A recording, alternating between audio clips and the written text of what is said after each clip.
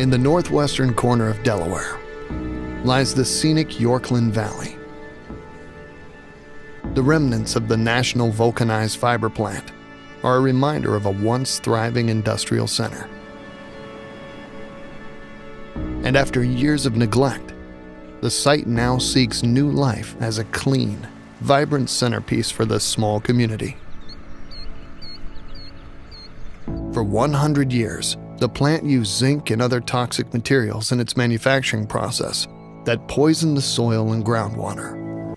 There was a pump and treat system that was out here handling the contaminated groundwater on the site when NVF was still in production.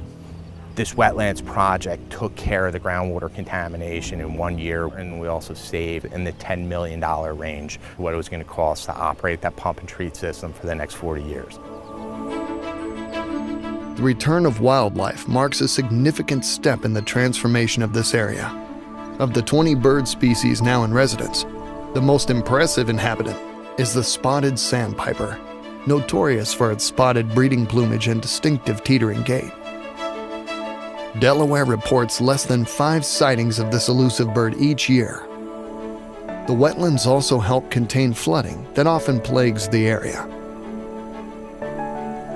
A brand new porous paver road allows rainwater to pass through, cleaning pollutants naturally.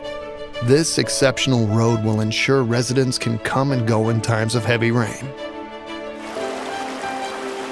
Poised with its clean, natural beauty, Yorklyn celebrates its rich history and looks forward to a vibrant future.